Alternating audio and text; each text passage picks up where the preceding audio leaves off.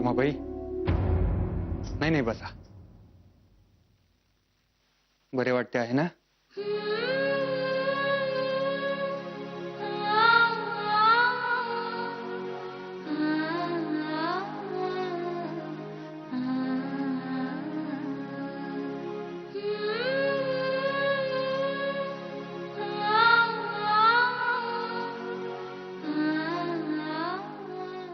Ramabai,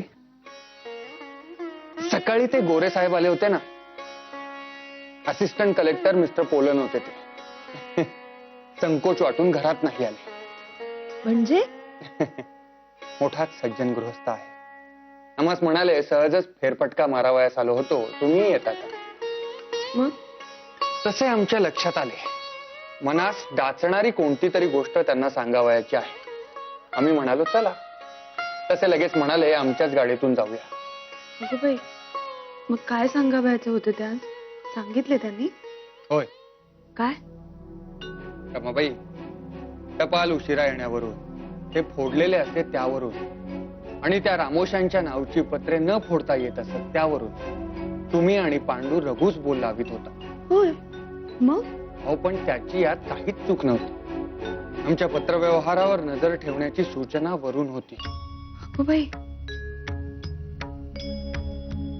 pollen साहेबांनी अत्यंत कळकळीने दिलगिरी व्यक्त केली आणि म्हणाले, तुमच्याशी अविश्वासाने वागावे लागले याचा फार खेद होतो आहे.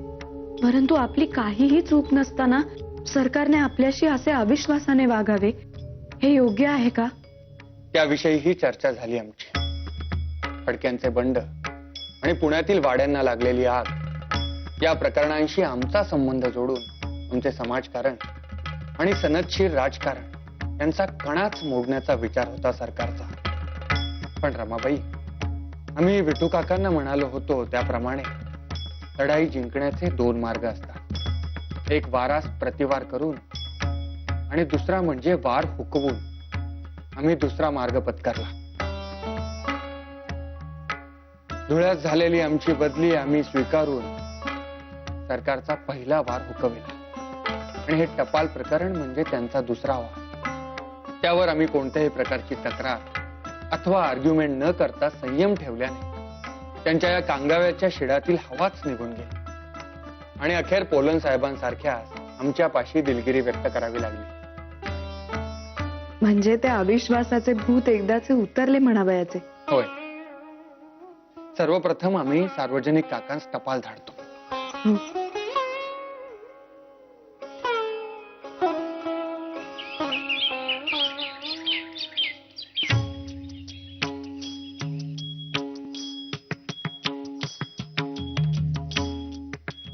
काय गो माई, माधवास तार मिळालेली दिसत नाहीये.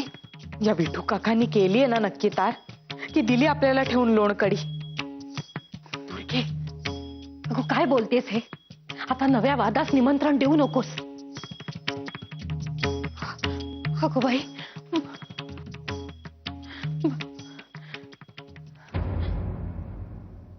बाळंपटची नाही माई, आसवे गाळू नका आणि मला भरीसही पाडू नका. त्यात आपण साऱ्यांचेच नुकसान आहे. या घरातल्या माणसाने मला मोठीच माया दिली आहे. त्यामुळे माझे मन द्रवून मी अयोग्य निर्णय घेण्यापूर्वीच मला निघू दे. आणि ही घटनाही काही वाईट नाही. मलाही थोडे मनस्वास्थ्य हवेच आहे. का आपण साऱ्यांनी मला हसऱ्या चेहऱ्याने निरोप द्या. आणि बाबा, आता माधव येथे नाही, तेव्हा गोविंदरावांचा पुत्र म्हणून तुझ्यावर या घराची जबाबदारी येते. अर्थात विठ्ठलपंत आहेतच लक्ष ठेवायला. पण तुम्ही जाताय ते नक्की कुठे? विठ्ठलपंत माझे जन्मगाव हेच माझे तीर्थक्षेत्र. मी चिपळूणला चाललोय.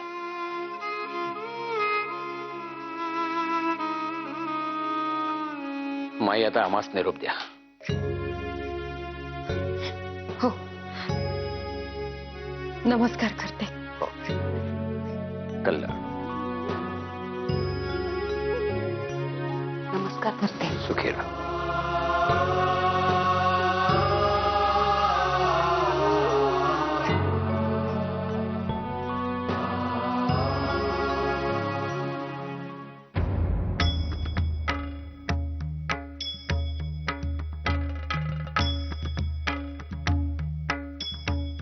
नाही, सार्वजनिक काका अगदी योग्य वेळी आले हो. आता बाळंभटजी थांबतील बघ.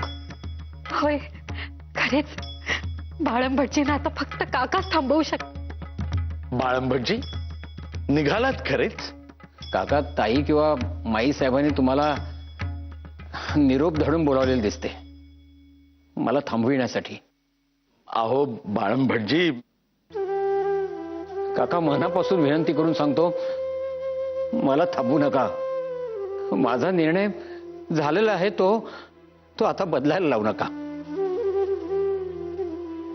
तुम्हाला निर्णय बदलायला लावणारा मी कोण?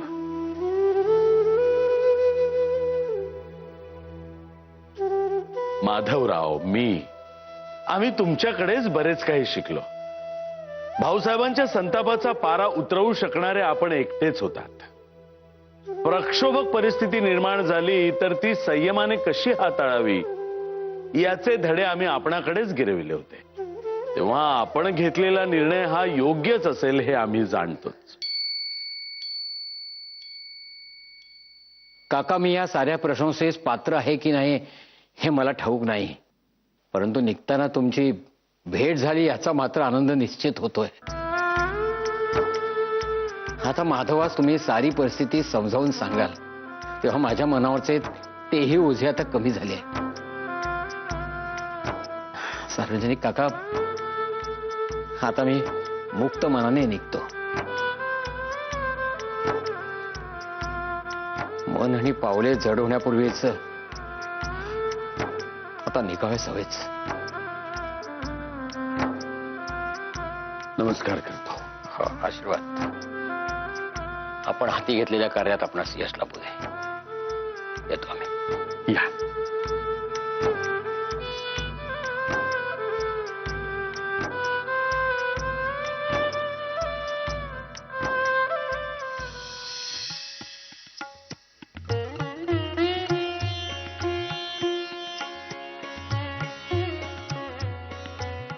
अभ्यंकर, आपण सारी परिस्थिती जाणताच. आमच्या बयोशी विवाहाचा तुमचा निर्णय म्हणजे आमच्यावर फार उपकार आहेत हो तुमचे. नाही भाऊसाहेब, कृपा करून असे म्हणू नका आणि समजूही नका. हा पुनर्विवाह असला तरी कोणाच्याही मनात किंतु असता कामा नये.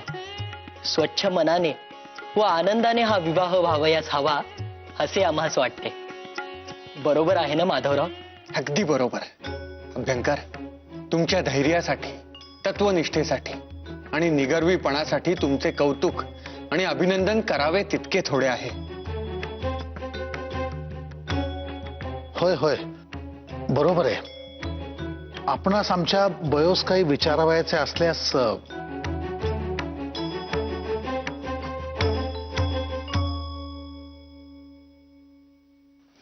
मोरेश्वर, अभ्यंकरांस तुमची मुलगी पसंत आहे.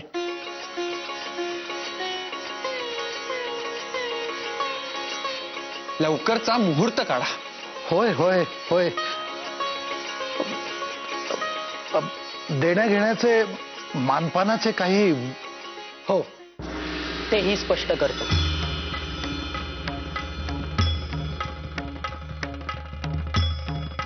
माझ्या पुनर्विवाहाच्या प्रतिज्ञेमुळे माझ्या घरच्यांशी मतभेद होऊन मी पूर्वी स्वतंत्र चूल मांडली आहे. तेव्हा लग्नास माझे नवमतवादी मित्र व आप्त यांच्याशिवाय कोणीही येणार नाही. माझे आई वडील देखील. लग्न अगदी साधेपणाने परंतु आनंदाने करण्याकडे माझा कल आहे. वरदक्षिणा म्हणून मला काहीही नको. मात्र एक अट आहे. अभ्यंकर, अट? होय, सनातनी मंडळी या विवाहात अडथळे आणण्याचा मोठाच प्रयत्न करतील यात शंका नाही. मग त्यावेळी आपल्यापैकी कोणीही कच खाऊन माघार न घेता खंबीरपणे उभे राहिले पाहिजे. वेल सेड अभ्यंकर. अभ्यंकर, वेल सेड. आज मी माझ्या गुरूंच्या साक्षीने तुम्हाला वचन देतो. तुमच्या मुलीला आयुष्यभर सुखी ठेवण्याचा मी प्रयत्न करीन.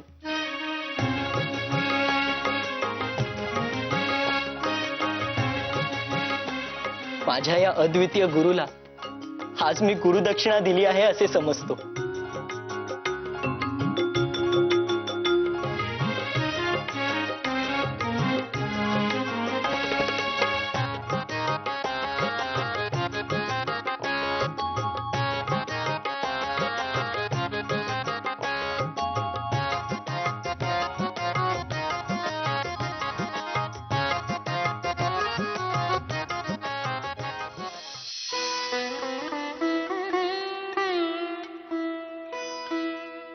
सार्वजनिक काका मोठ्या आशेने धाडला होता तुम्हास निरोप की निदान तुम्ही तरी बाळम भटजींना समजवाल, थांबवाल. पण हो उलटेच झाले. तुम्ही तर त्यांच्या जाण्यास अनुमोदनच दिले. असे पहा ताई काकू, आपण सगळ्यांनाच बाळम भटजींच्या आधाराची सवय झाली होती. इतकेच काय, केवळ बाळम भटजी इथे आहेत म्हणून माधवराव सुद्धा अगदी निश्चिंतपणे आधी नाशकास आणि नंतर धुळ्यास गेले. बाळम भटजींचे व्यक्तिमत्व आहेच तसे. अगदी भाऊसाहेबांसमवेत सुद्धा बाळम भटजी सावली सारखे राहिलेत. ताई काकू, बाळम भटजी विना या घराची कल्पनाच करवत नाही, हे अगदी खरंय. तसेच बघा, बाळम भटजींना सुद्धा तिकडे स्वस्थ बसवणार नाही हो. लवकरच ते इथे आपल्या घरात आपल्या माणसात परत येतील. अगं बाई, खरंच की हे लक्षातच नाही आले. आमच्या मनाला लागलेली हुरहुर अगदी कमी झाली हो आता. होय ना? मग आणखी एक चांगली बातमी आहे हो माझ्याकडे. अगं बाई, काय? मी माधवरावांस भेटावयास धुळ्यास निघालेलो आहे. अगं बाई, कुणाचा काही निरोप असल्यास तो मजकडे आजच रात्री निघतो आहे. अगं बाई, खरेच आज रात्री? अगो बाई, दुर्गे, अगो पुढाच्या वड्या करायच्या होत्या, पण अगो आता ऐन वेळीच कशा काय जमायच्या त्या? निदान बेसनाच्या वड्या तरी करूया, भरपूर बदाम पिस्ते घालून. दादाच खूप आवडतात. अहो, तेल पोळ्याही करून दिल्या असत्या, त्या टिकतात हो. काका, अहो केवढे ऐन वेळेस सांगितलेत. माधवास किती किती आणि काय काय पाठवावयाचे आहे हो. बरे बरे, म्हणजे निरोप असा काही नाही. अगं बाई, नाही नाही, आहे की. माधवास म्हणावे, तिथे उन्हाळा खूप असतो, तेव्हा डोळ्यात जप. गुलाबपणाच्या घड्या ठेवावयास विसरू नकोस डोळ्यांवर. तसे रमा आहे तिथे, पण खरे सांगू का, कधी कधी तिचेही ऐकत नाही होतो. तेव्हा आता मोठेपणी तुम्हीच दटावा त्यास. हे मात्र मज आवडले हो. पण काका, अहो तुम्ही भेटावयास जाणार म्हणजे तुमच्या मागोमाग ते समाजकारण आलेच की तिथे.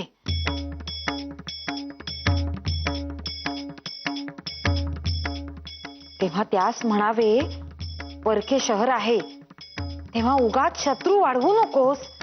काळजी घे. इथे राम दीक्षित आत्यांसमोर तुम्ही त्याच्या सोबत होतात, पण आता तिथे कोण आहे? नवमतवादाचा झेंडा सांभाळून फडकाव म्हणावे. काका आणि रमेशही सांगा, नाशिक सारखे फिरंग्याचे प्रकरण नको म्हणावे.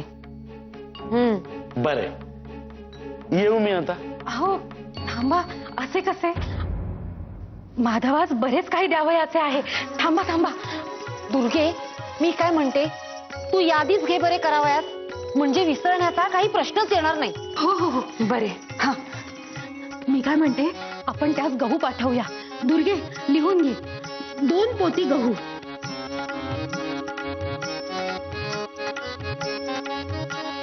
नाही नाही, मी काय म्हणतो ते पुडाच्या वड्यांचं काय ते बघा.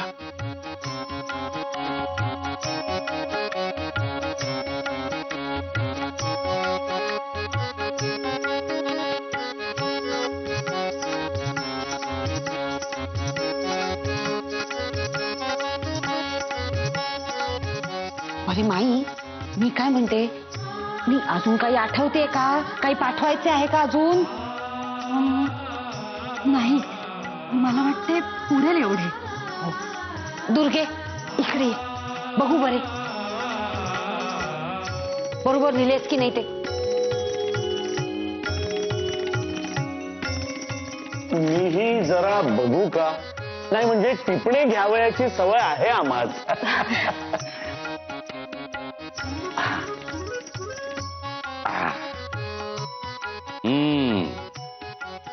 ही यादी बघून असे वाटते की तिकडे माधवरावास उपासमारच घडत असावी बहुधा.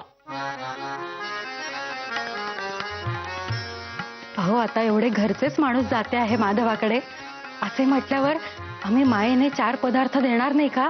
4 पदार्थ? ही यादी पाहून असे वाटते की आणखी 4 जास्तीच्या बैलगाड्या जोडाव्या लागतील. अगं बाई, छान छान छान.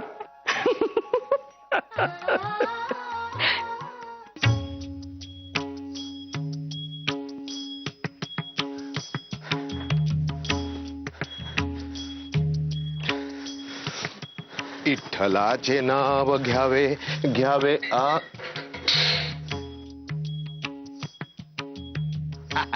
आबा मालक, नाही म्हणजे दोन्ही बी घरातली लोक खुश आहेत, पण तुम्ही असा चेहरा पाडून का फिरताय?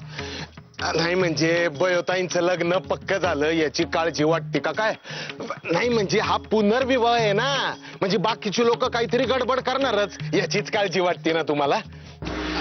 माझा काय संबंध? मला काय सांगतोस हे सगळे?